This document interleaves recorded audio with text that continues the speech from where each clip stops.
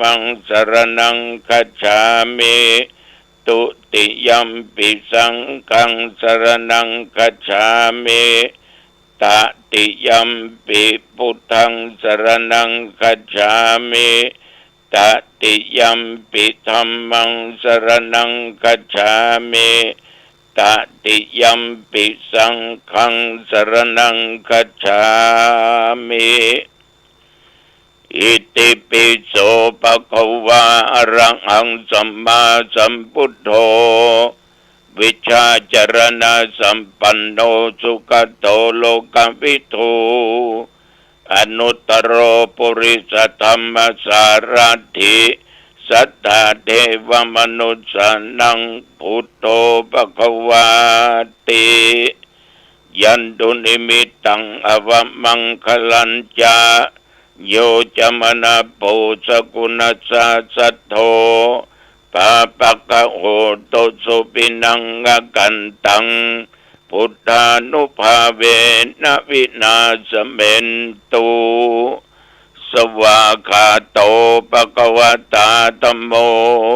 สันติติโกอากาลิโกเอหิปัสสิโกโอปนัยโกปัจจตังเวทิตโพวินยูหิติยันดุนิมิตตังอวมังคลัญจาโยจามนาโปสกุณสัสสโธปาปะกะโหตุสุปินังกันตังสังฆานุภาเวนะวินาศเมนตุสุปฏิปันโนภะคะวะโตสาวกสังโฆ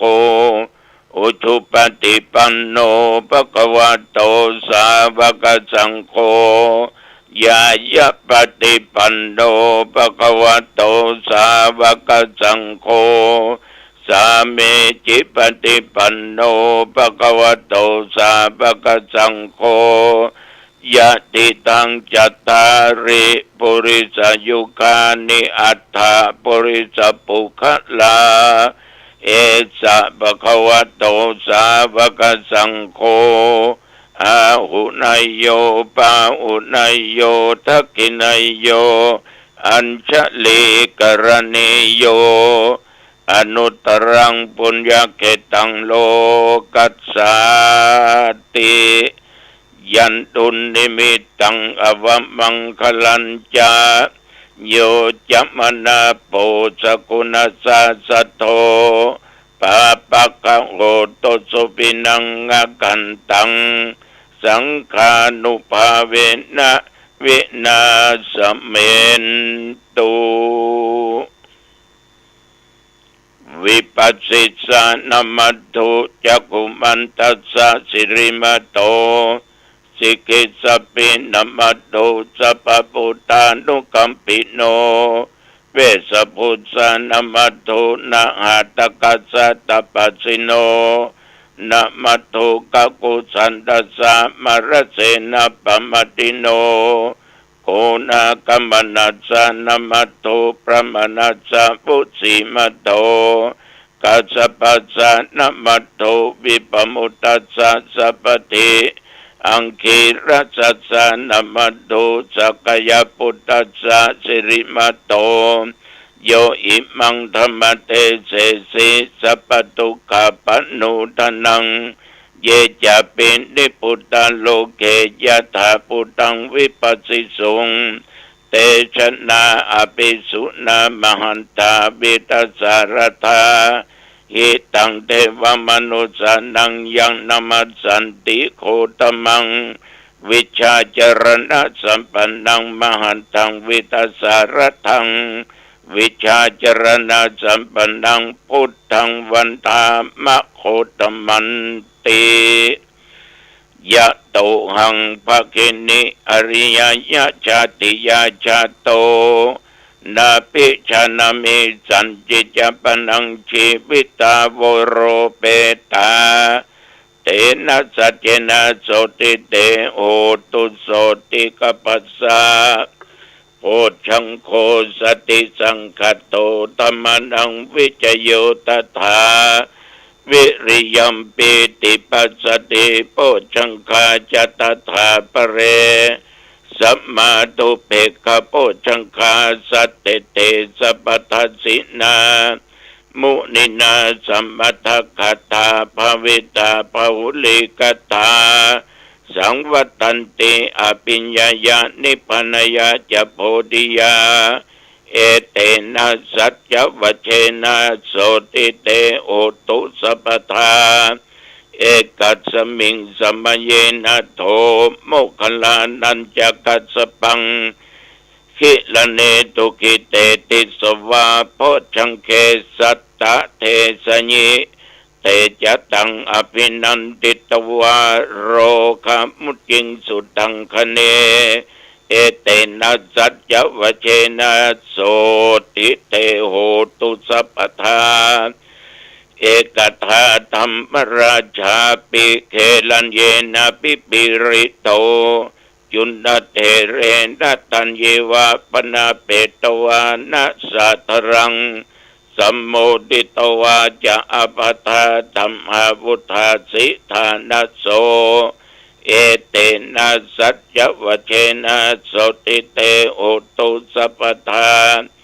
บะอินาเตจะอปทาตินนัมปิมะเยสินังมะคาอัตตะกิเลสาวะปัตตานุปติธรรมตังเอเตนะสัจจวัชเชนะโสติเตโหตุสัพพทาภวตุสัพพมังคลังรักขันตุสัพพเทวตาสัพพพุทธานุภาเวนะสัทธาโสติภวันตุเตภวตุสัพพมังคลังรักขันตุสัพพเทวตาสัพพธรรมานุภาเวนะสัทธาโสติภวันตุเตภวตุสัพพมังคลังรักขันตุสัพพเทวตาสัพพสังฆานุภาเวนะสัทธาโสติภวันตุเต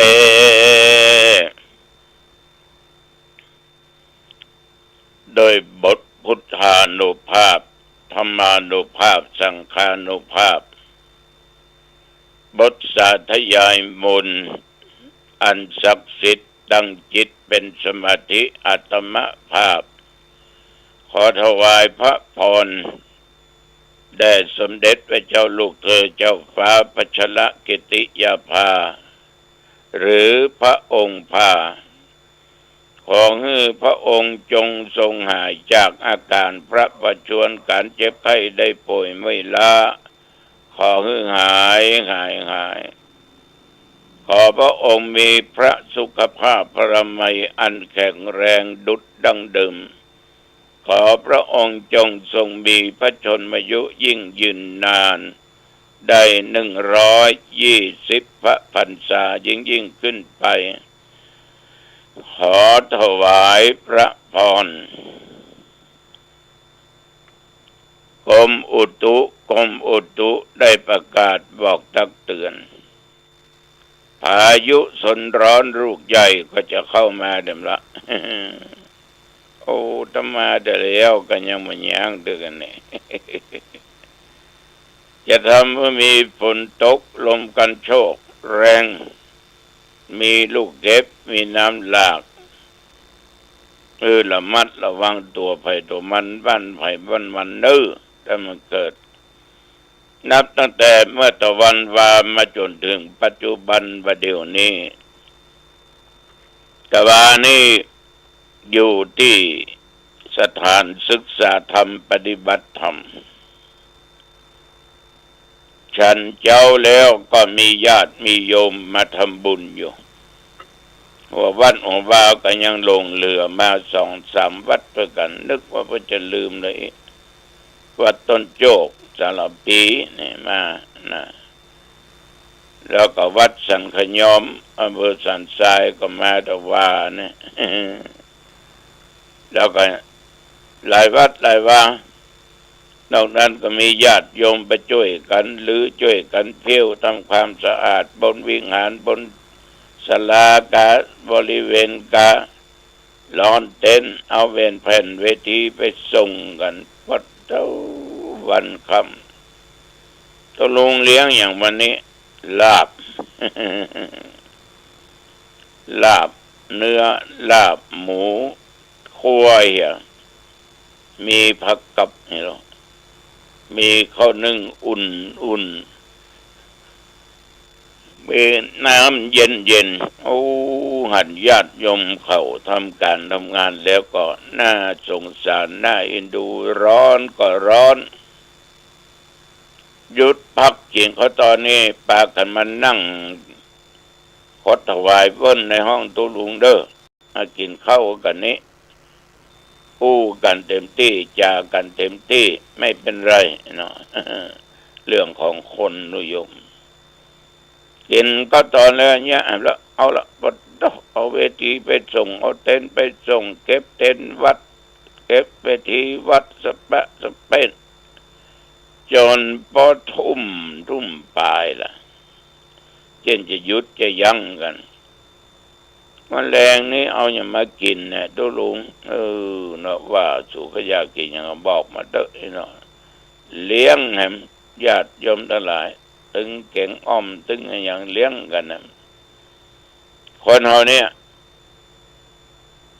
เดินได้เพราะกระเพาะเต็มหรอก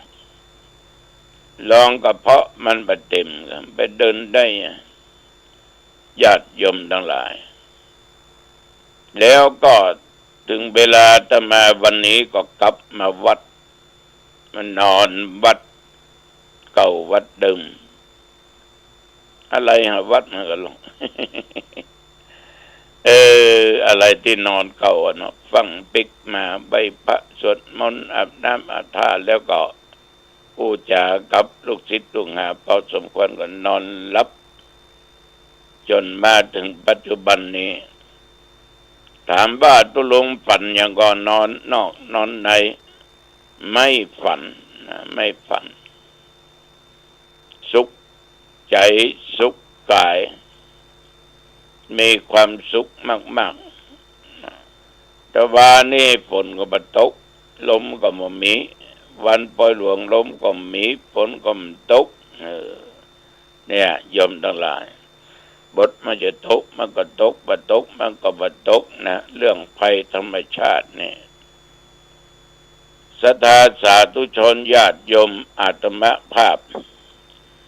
ต้องขออนุโมทนาขอบใจเนอะต่อพี่น้องบ้านน้ำจำกับบ้านหม้อนะจังกำแพงล้านตองเนี่ยพากันมานักพากันมาหลายจะได้ประกาศอนุโมทนาขึ้น96วันเนอะอนุโมทนาต่อญาติโยมทุกสารทิศล้วนแต่เป็นมิตรในทางธรรมป้อนานแก้วบ้านหนองอับจางไม่ลิมก็มาก็อายุ80ปลายแล้วไว้นานขอบคุณเนอะที่มาเอี่ยวหาตุลูกตุหลานนะก็ไม่ออกญาติโยมหัววัดนั้นขาดไปประมาณ60-70วัดด้วยกันแต่ละวัดเพิ่งก็มีการมีงานหนอที่ต้องไปต้องจัดต้องท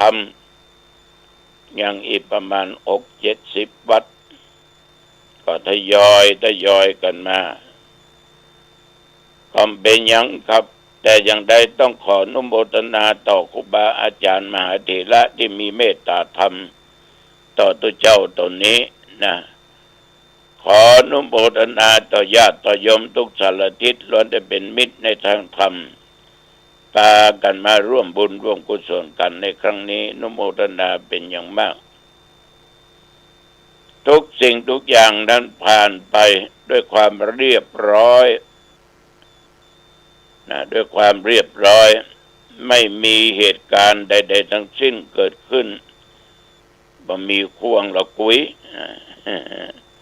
เพราะได้ตั้งกฎไว้หรอก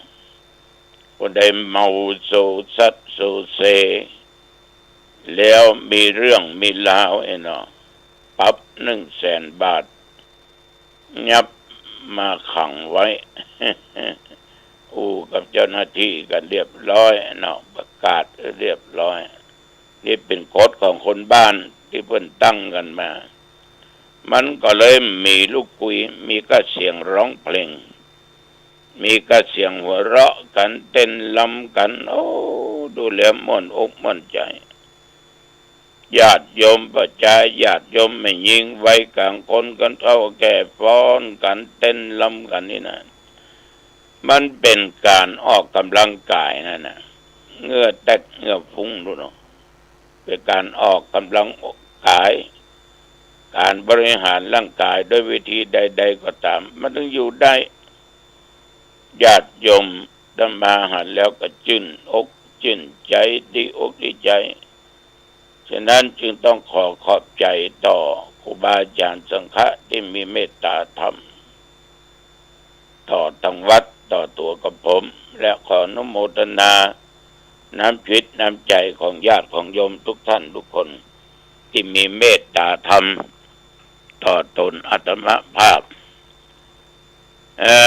ที่ท่านจะแปลงอย่างต่อไปอันนี้ความคิดนะถ้ามีศรัทธามีอย่างนอกเขาก็จะสร้างอันนี้แหละสร้างเกี่ยวกับพระธาตุจำลองพุทธคยากับหลวงพ่อเบตตานะอยากจะสร้างก็มีโครงการลงอาหารที่พักพระอาศัยพระเจ้าตันใจสร้างมันอย่างตุปล่ำบะเหลือจะมีไผพ่อไผก้อยถ้าอย่างอี้ก็ถูกกันยังนั่นเนาะถูกไปยังเอาหูได้อย่างใดว่าที่นั้นเป็นวัดร้างที่นั้นเป็นที่ธรณีสงฆ์เป็นวัดเป็นเก่าเป็นแก่มาละหลายร้อยปีหนูได้ก็คือเสนาสนะที่เขาสร้างโบสถ์วิหารอุโบสถกำแพงกุฏิพระธาตุเจดีย์ตามมันว่าปบปะเหล่านั้นมันเป็นหูที่ใดเป็นที่วัดเป็นที่วัดร้างเป็นที่ธรณีสงฆ์แต่ที่จะมาสร้างนั้นมีโฉนดเป็นชื่อวัดหนองตองเจ้าภาพคือดร.จุมพลกันทะเป็นผู้ถวายโฉนดที่ดินอย่างถูกต้องเป็นที่ดินของวัดหนองตองคือวัดใหญ่เนี่ยเป็นสาขาเดียวกันเนี่ยมีจุดประสงค์ในการสร้างนั้นอบรมนักเรียนในระหว่างเทศกาลเข้าพรรษาเนี่ยเอามันเป็นประจำทุกวันศุกร์วัดวันศุกร์โรงเรียนไหนยาวละอ่อนมาอบรมได้เริ่มกันตั้งแต่9 โมงหรือ8 โมงปลายแต่ว่าเบานักเอาแค่30นักมันก็ดีอย่างดีที่ว่ามันมานัก แต่ว่าละอ่อนคือละอ่อนเวลานั่งฟังการอบรมการบรรยายการฝึกจิตฝึกสมาธิมันจะบ่ค่อยเกิดบ่ได้ผลสักเท่าใดฉะนั้นอันนี้คือเยาวชน2อบรมผู้เฒ่าผู้แก่สัก1 วันเนี่ยมันต้องนอนกันไปกลับมาฟังเทศน์ฟังธรรมเนาะอย่างบ้านนั้นเราจะมาฟังเทศน์เรื่องอะไรหยังนิมนต์ท่านพระครูเทศน์ธรรมเนอจะพาหมู่พาคณะมาวันนั้นจะกินเขาง่ายมาจะกินเขาตอนมาเอาเวทเทศน์ทำฟังอยากฟังทำเมืองเนอเทศน์บรรยายเนอเรื่องศีลการเรื่องธรรมเรื่องอุโบสถศีลการเรื่องนั้นเรื่องนี้อันเป็นปัญหารอบกายเขาเนี่ยที่เป็นธรรมะรอบกายเขาในกายเขาก็จะฮือศรัทธาแต่ละบ้านละบ้านจ้องกันไว้อาทิตย์ละ2 ครั้งก็ครั้งเดียวกะกินเขาง่ายแล้วเนอจะพากันมาแต่ห้ามเกิน30 คนเขาจะเลี้ยงข้อตอนด้วย เลี้ยงข้อตอนญาติโยมด้วย สะดวกสบายห้องน้ำห้องท่ามีนะที่พักผ่อนหย่อนใจมีนะอันเนี้ยเราจะเปิดการอบรมฟังเทศน์ฟังธรรมเนาะจะเป็นวันอย่างได้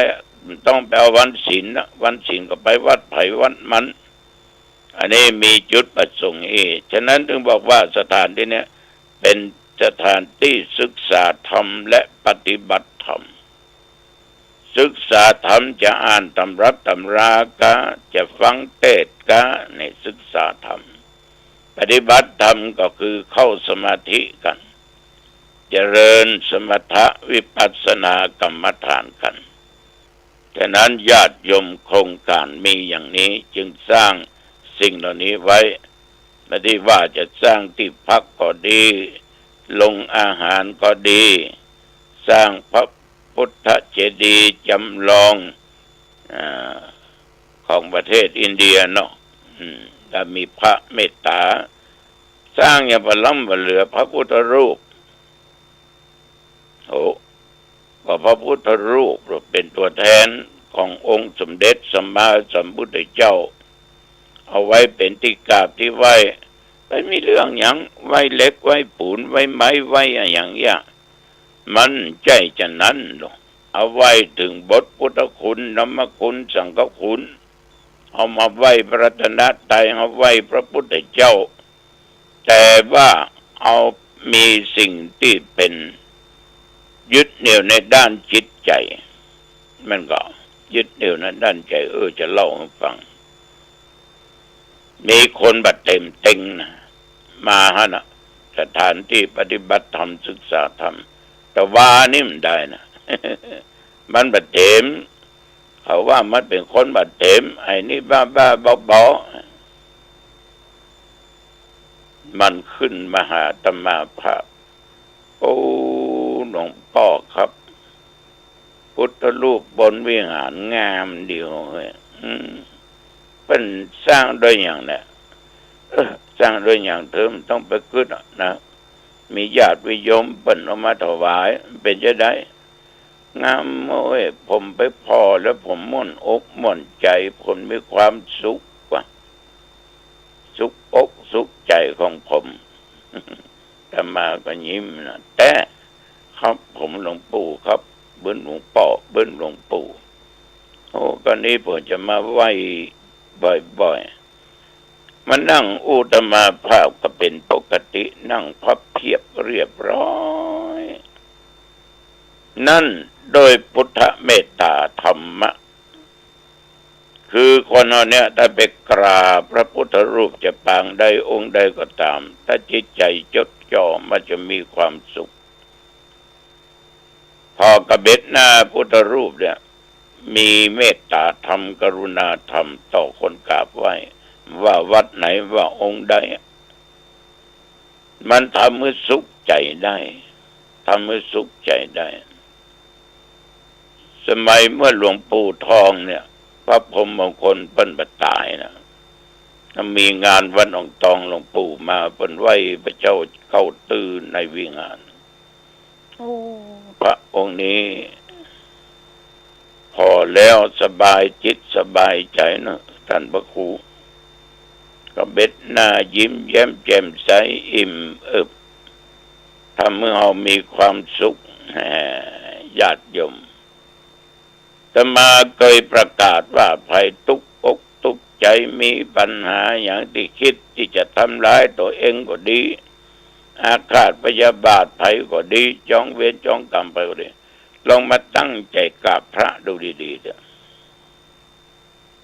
แล้วก็นั่งคดถวายวุ่นก็ได้ป้อลแม่ก็ได้พับเพียบก็ได้นั่นนะนั่งเก้าอี้ก็ได้เพ่งสายตาไปที่พระพุทธรูปเพ่งไปเถอะและญาติโยมจะมีความสุขจะมีความสุขนี่เรื่องจริง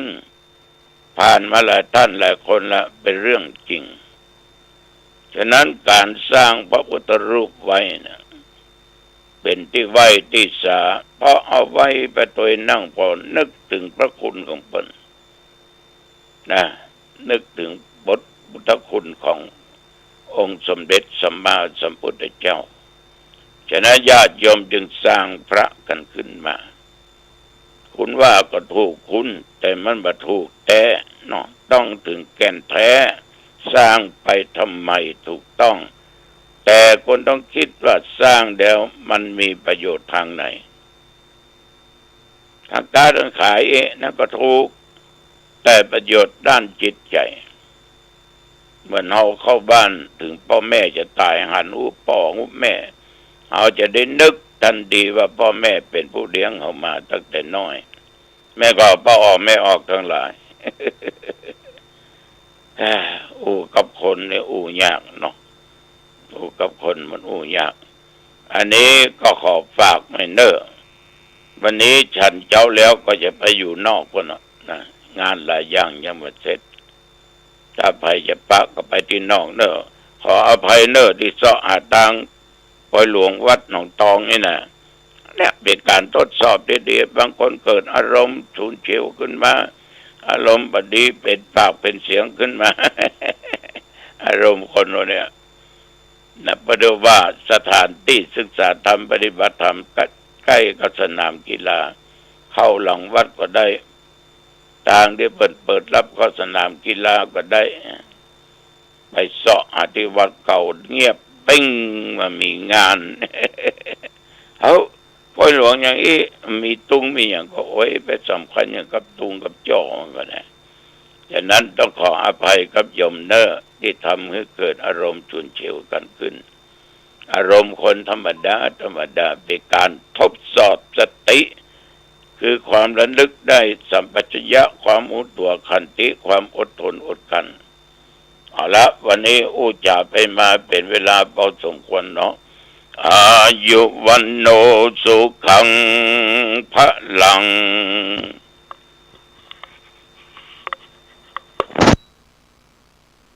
สวัสดีครับท่านผู้ฟังที่เคารพการแบ่งปันความคิดดีๆวันนี้ผมกาเศรษฐ์เพชรสำริดวิทยากรก็จะได้นำสาระที่เกี่ยวกับเรื่องของสกลกายและก็ภายในด้านจิตใจก็ถือว่า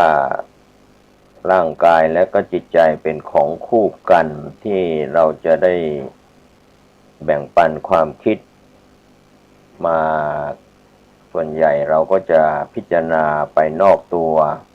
ส่วนเรื่องภายในตัวเราก็อาจจะมองข้ามกันไปโดยเฉพาะเรื่องของจิตใจหรือว่าใจนั้นก็ถือว่าเป็นแหล่งผลิตความคิดดีความคิดร้ายความคิดดีร้ายก็ถือว่าเป็นมโนกรรมดังนั้นใจจึงเป็นที่ตั้งของมโนกรรมท่านจะทำกรรมใดๆก็ต้องใช้ใจคิดนั่นถือว่าเป็นเหตุให้กล่าวถึงกรรมทั้งหลายมีใจเป็นใหญ่มีใจเป็นประธานนอกจากจะเป็นที่ตั้งของมโนกรรมแล้วนะครับใจท่านผู้ฟังธรรมชาติของใจยังสามารถที่จะรับรู้ทุกสิ่งที่กำลังปรากฏให้รู้สึกได้อย่างเช่นความรู้สึกเป็นสุขเป็นทุกข์ของตัวท่านเองตลอดจนทราบอยู่แก่ใจว่าเจตนาดีแล้วรู้สึกสว่างสบายใจแต่ถ้าเจตนาร้ายแล้วก็จะรู้สึกมืดจุกอกจุกใจดังนั้นใจเป็นหนึ่งในผลของกรรมจากอดีตชาติดังเช่นใจที่มีสำนึกแบบมนุษย์ย่อมเคยทำบุญมาจนรู้ผิดชอบชั่วดีรู้ว่าอะไรเป็นกุศลอะไรเป็นอกุศลหรือที่เราเรียกกันว่ารู้ว่าอะไรเป็นบุญรู้ว่าอะไรเป็นบาปหากทำบาปไว้หนักๆก็ไม่ค่อยจะได้ประกอบการบุญเอาเสียเลยเช่นนี้กรรมก็จะตกแต่งให้ใจในชาติถัดมามืดมนอนทการรับรู้แล้วก็แยกแยะยากว่าอะไรเป็นบุญอะไรเป็นบาปจึงไม่อาจสำนึกแบบมนุษย์ได้เรียกว่าไม่อาจมาเกิดในท้องมนุษย์ก็อันนี้เกี่ยวกับเรื่องของใจส่วนเรื่องของปากนะครับ ปากเป็นแหล่งผลิตคำพูดฉะนั้นปากจึงเป็นที่ตั้งของวจีกรรมกรรมทางวาจาวจีหรือวาจาก็คือการถ่ายทอดภาษาออกมาเป็นคำพูดข้อความที่เป็นจริงหรือเป็นเท็จพูดคำที่สุภาพรื่นหูหรือว่าหยาบคายระคายโสดระคายหูอะไรทำนองนี้ดังนั้นปากในความหมายการเป็นที่ตั้งแห่งวจีกรรมแล้วก็หมายรวมเอาอวัยวะทั้งหมดที่เกี่ยวข้องกับการพูดเช่นแก้วเสียงลิ้นแล้วก็เพดานปากก็เป็นหนึ่งในผลกรรมจากอดีตชาติยิ่งปากสวยเข้ารูปเท่าไหร่ก็ยิ่งสะท้อนถึงวจีกรรมอันเป็นไปในทางมิ่งมงคลหรือไปทางดีงามมากขึ้นหากเคยเป็นผู้ประกอบแต่วจีสุจริตเช่นพูดเข้าข้างความจริงไม่เข้าข้างตัวเองพูดสุภาพเรียบร้อยด้วยเจตนาให้ผู้ฟังใจเย็นหรือว่าเย็นใจไม่พูดหยาบคายหรือส่อเสียดนินทาให้ใครรู้สึกลกหูอย่างนี้แล้วนะครับท่านผู้ฟังแก้วเสียงก็จะใสเย็นเป็นกังวานเรียกว่าเสียงชัดเจนลิ้นและเพดานปากก็เอื้อให้พูดได้คล่องถนัดตามธรรมชาติในทางตรงกันข้ามแล้วถ้าปากยิ่งบิดเบี้ยวหรือรูโหว่น่าเกลียดขึ้นเท่าไหร่ก็ยิ่งสะท้อนถึงวจีกรรมอันเป็นไปในทางสิ่งที่เป็นอัปมงคลไม่ดีไม่งามหรือในทางทุจริตมากขึ้นการที่เคยพูดแต่ถ้อยคำเผ็ดร้อนเป็นประจำในสมัยอดีตชาติอดีตที่ผ่านมาในชาติปัจจุบันก็จะทำให้แก้วเสียงในปัจจุบันแหบแห้งหรือลิ้นและเพดานปากไม่เข้ารูปก่อให้เกิดเสียงอู้อี้ไม่น่าฟังอันนี้ก็เป็นเรื่องของปากนะครับท่านผู้ฟังมาถึงเรื่องของมือนี้ก็ถือว่าเป็นแหล่งผลิตงานที่สำคัญนะครับมือจึงเป็นที่ตั้งใหญ่ของกายกรรมก็ได้แก่การกระทำทางกายเช่นการฆ่าสัตว์การลักทรัพย์ลูบคลำสิ่งต้องห้ามหรือกระดกเหล้าเข้าปากนอกจากกระทำกายกรรมได้แล้วก็มือนั้นยังอาจเป็นอุปกรณ์ทำให้วจีกรรมเกิดได้ด้วยเช่นจับปากกาดินสอเขียนหนังสืออาศัยปลายนิ้วทั้ง10กดเป็นในส่วนกดไปที่แป้นพิมพ์เรียกว่าพิมพ์ดีดพิมพ์คอมพิมพ์อะไรเอกสารต่างๆสื่อคำพูดในหัวออกไปให้ผู้รับฟังได้เข้าใจเนื้อหาที่ต้องการรับสื่อดังนั้นมือก็เป็นหนึ่งในผลของกรรมจากอดีตชาติหากเคยเป็นชายที่ช่วยเหลือคนมามากจะมีขนาดมือที่ใหญ่และก็นิ้วมือที่ยาวแบบสมส่วนกับร่างกายก็ถือว่ามือเป็นอวัยวะที่ก่อให้เกิดความรู้สึกร่วมกับใจเจ้าของที่กระตุ้นให้อยากทำงานใหญ่หรืออยากช่วยเหลือผู้อื่นด้วยมือตนเองแต่หากมีมือที่บอบบางแม้เป็นชายก็มีแนวโน้มจะเป็นพวกงานหนักไม่เอางานเบาไม่สู้อะไรทำนองนั้นอันนี้ก็เรื่องของมือมาเรื่องของเท้านะครับท่านผู้ฟังร่างกายเราเท้าก็เป็นฐานให้ทรงตัวยืนอยู่ได้ก้าวเดินไปทำโน่นทำนี่ได้ดังนั้นเท้าจึงเป็นที่ตั้งของกายกรรมแต่ก็อาจเป็นที่ตั้งของวจีกรรมได้สำหรับบางคนที่มีสภาพมือบกพร่องต้องหันมาหัดใช้เท้าแทนมือในการเขียนก็คือคนพิการที่ไม่มีมือมีแขนนะครับก็ใช้เท้าแทนแม้ว่าเท้าจะเป็นอวัยวะที่มีหน้าที่หลักในการทรงตัวยืนแล้วนะครับท่านผู้ฟังการเดินทาง แต่ขณะเดียวกันก็เป็นอวัยวะเบื้องต่ำก็เป็นส่วนที่จะเหนี่ยวนำใจให้คิดไปในทางต่ำได้โดยเฉพาะอย่างยิ่งการใช้อวัยวะส่วนเท้ากับมนุษย์ด้วยกันเช่นความรู้สึกเมื่อใช้มือผลักกับใช้เท้าถีบจะเป็นคนละเรื่องพูดง่ายๆถ้าใช้เท้ากระทำกายกรรมกับผู้อื่นโอกาสที่จะเป็นบาปสูงกว่าที่จะเป็นบุญเท้าเป็นหนึ่งในผลของกรรมจากอดีตชาตินะครับท่านผู้ฟังมีรูปเท้ายาวเป็นฐานก็ยืนหยัดถึงความมั่นคงสมบูรณ์เดินเหินถนัดก็ด้วยเคยเป็นผู้มีใจมั่นคงยืนหยัดอยู่ในเมตตาธรรมสามารถเว้นขาดจากการเบียดเบียนชีวิตผู้อื่นแม้มีเหตุจะเข้ามายั่วยุให้หน้าเบียดเบียนก็ไม่ทำนะครับการใช้เท้าก็ถือว่าเป็นของต่ำส่วนศีรษะนะครับก็เป็นอวัยวะส่วนหนึ่งที่แสดงบนใบหน้าการใช้สายตากับศีรษะจึงเป็นที่ตั้งของกายกรรมศีรษะก็เป็นอวัยวะเบื้องสูง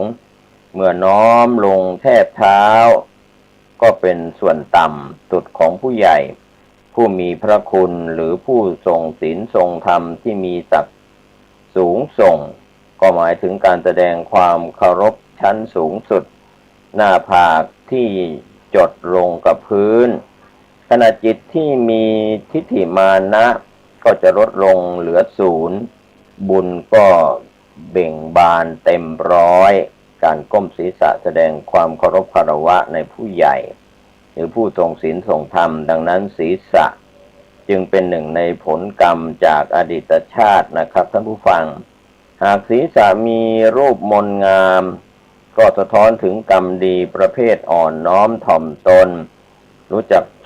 ให้ความเคารพด้วยการไหว้งามๆอยู่ในโอวาทของผู้ทรงธรรมแบบคนว่าง่ายกับทั้งเป็นผู้มีความประพฤติอยู่ในร่องอยู่ในรอยอยู่ในศีลสัตว์ไม่บกพร่องอันนี้ก็เป็นเรื่องของศีรษะส่วนในตานะครับท่านผู้ฟังก็เป็นเครื่องแสดงความรู้สึกผ่านวิธีมองในตาจึงเป็นที่ตั้งของกายกรรมถ้าเราใช้ในตาทอดมองผู้อื่นด้วยความเมตตาหรือจ้องหน้าให้ใครกลัวใครเกรงใครเรียกว่าเกรงขามก็นอกจากนั้นวิธีมองแบบเสแสร้งแกล้งสร้างประกายที่เป็นไปตรงกันข้ามกับจิตใจใจประสงค์ร้ายแต่ทำเป็นสร้างประกายมีไมตรีหรือว่าใจรักแต่ทำเป็นมองด้วยความเย็นชาอย่างนี้เป็นต้นก็เป็นตัวอย่างอันนี้ก็เป็นเรื่องของในตาดังนั้นในตาจึงเป็นที่แสดงออกของเมตตาจิตหรือว่าจิตใจที่อาฆาตในตาจึงก่อให้เกิดความสบายใจหรือขุ่นใจกับผู้ถูกมองได้มากกว่าอวัยวะส่วนอื่นใดนะครับท่านผู้ฟังดังนั้นในตาก็เป็นหนึ่งในผลกรรมจากอดีตชาติหากมีความงามหรือมีรูปลักษณะที่ดีเป็นที่น่าพอใจพึงใจก็ส่วนใหญ่แล้วก็จะมีการทอดมองผู้อื่นด้วยเมตตาจิตถ้าในตาเป็นประกายใสซึ้งแล้วก็มีแววลึกมากๆก็อาจหมายถึงกรรมที่เคยมองพระพุทธรูปหรือมองสมณะนักบวชด้วยแววตาที่เคารพเลื่อมใสเป็นล้นพ้นในตาของคนส่วนใหญ่ไม่ถึงกับสวยแล้วก็ไม่ถึงกับแย่ครับเพราะว่าเคยมองด้วยเมตตากับคนที่ตนรักและมองด้วยโทสะกับคนที่ตนชังก็หายากที่จะระวังรักษาสายตาในการทอดมองให้เสมอกันไม่ว่าจะเป็นมิตรหรือเป็นศัตรูอันนี้ก็เรื่องของในตาส่วนเครื่องเพศก็เป็นแหล่งสืบเชื้อสายพงศ์พันธุ์นะครับตลอดจนเป็นแหล่งสร้างสุข ในเพศรสหญิงชายหรือชายหรือหญิงด้วยกันอันชวนให้รู้สึกติดใจในการมีชีวิตเครื่องเพศจึงเป็นที่ตั้งของกายกรรมนะครับท่านผู้ฟังรวมทั้งเป็นอุปกรณ์ก่อกรรมและก็การรับผลกรรมอย่างใหญ่ก็ไม่ใช่เรื่องเล็กน้อยนะครับไม่ใช่เครื่องมือสร้างกรรมแบบธรรมดาแต่อย่างใดเครื่องเพศเป็นของสงวนดังนั้นเพียงมีใจไม่สงวนรักษาหรือคิดหาญกล้าเปิดเผยไม่เลือกก็ก่อให้เกิดมโนกรรมอย่างใหญ่หลวงที่เรียกว่าโน้มเอียงไปในทางไม่ละอายต่อบาปได้แล้วดังนั้นเครื่องเพศชายเพศหญิงก็เป็นหนึ่งในผลกรรมจากอดีตชาติอวัยวะเพศชายสร้างความรู้สึกพื้นฐานของฝ่ายตรงข้ามแต่ฝ่ายที่ริเริ่มฝ่ายควบคุมจัดการก็สะท้อนให้เห็นกรรมเป็นฝ่ายริเริ่มงานบุญตลอดจนความอาจหาญออกแรงแข็งขันในการทำกิจการงานใดๆที่เป็นบุญได้สำเร็จโดยไม่ย่อท้อกลางคันส่วนอวัยวะเพศหญิงสร้างความรู้สึกพื้นฐานของฝ่ายตอบรับฝ่ายติดตามฝ่ายยอมให้ก็สะท้อนให้เห็นกรรมเป็นที่ฝ่ายสารงานบุญให้สำเร็จไปกับผู้ที่ริเริ่มไว้ก่อนแล้วนะครับท่านผู้ฟังดังนั้นกรรมอันเป็นตัวกำหนดเพศบางครั้งก็เป็นเรื่องของความพอใจประกอบอยู่ด้วยเช่นการทำบุญด้วยความพอใจที่จะเป็นภรรยาหรือมารดาที่ดีในชาติต่อๆไปด้วยส่วนอวัยวะของร่างกายในส่วนอื่นๆดังนั้นถ้าร่างกายมนุษย์เรานะใช้เป็นอุปกรณ์การมีเพศสัมพันธ์หรือร่างกายของมนุษย์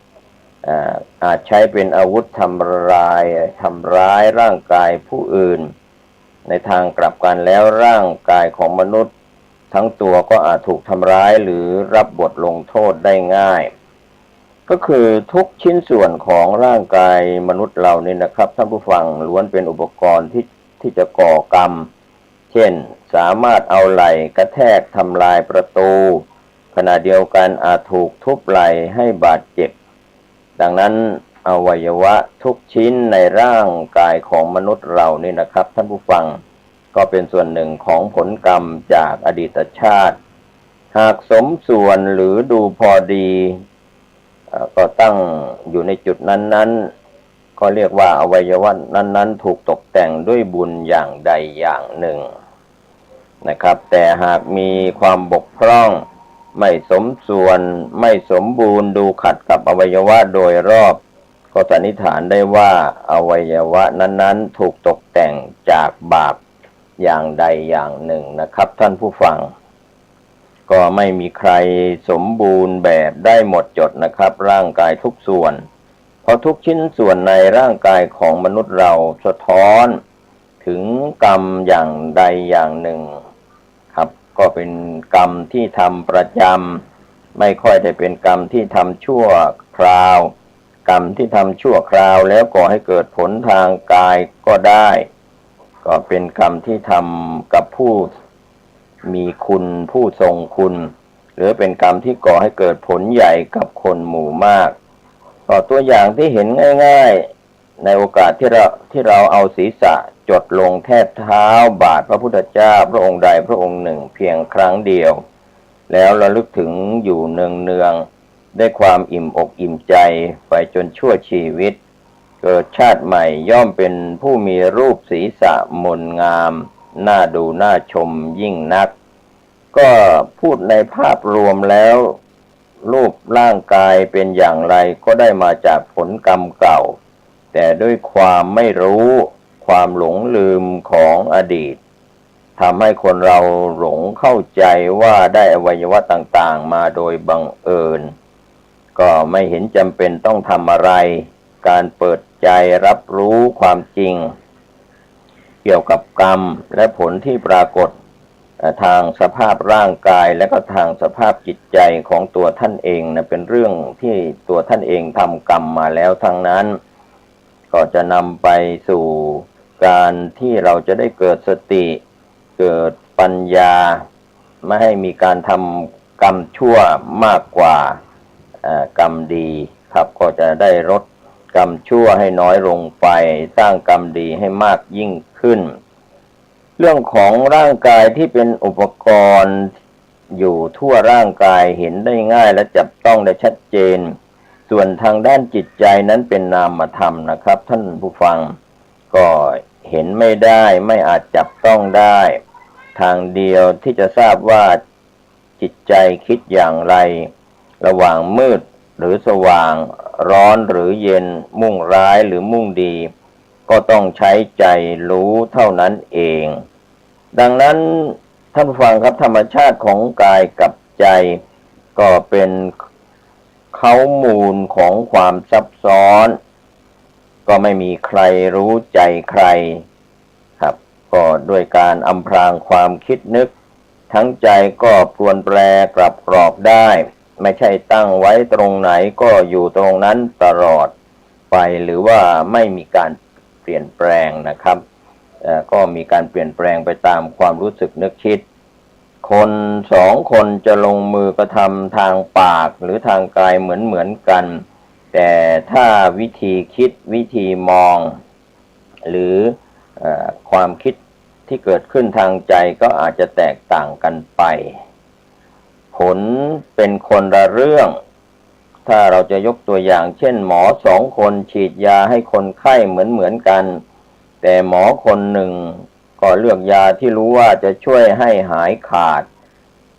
เรียกว่ามีมโนกรรมคิดในการช่วยเหลือและทำหน้าที่ของหมอด้วยจิตวิญญาณของความเป็นหมอเป็นนายแพทย์เป็นแพทย์หญิงส่วนหมออีกคนหนึ่งเลือกยาที่รู้ว่าจะบรรเทาอาการเจ็บไข้ให้ลดลงแต่ต้องมาฉีดยาและจ่ายเงินเพิ่มอีกหลายครั้งหลายหนก็เรียกทางความคิดเป็นการขูดรีดเรียกว่าวางยาคนไข้เพื่อสร้างรายได้ก็เรียกว่าไม่ได้ทำหน้าที่ของหมอหรือว่านายแพทย์หรือว่าแพทย์หญิงด้วยจิตวิญญาณกลายเป็นแค่พ่อค้ายาแก้ปวดผู้ไร้ความปราณีเท่านั้นเรียกว่าไม่มีจรรยาบรรณของความเป็นแพทย์เป็นหมอดังนั้นเมื่อท่านผู้ฟังมีเจตนาเป็นบุญเป็นกุศลก็จะช่วยเหลือผู้อื่นให้พ้นจากความเดือดร้อนเรียกว่าทำกรรมขาวเพราะกรรมนั้นมีความสว่างแล้วก็สามารถปรุงแต่งจิตให้สว่างไสวได้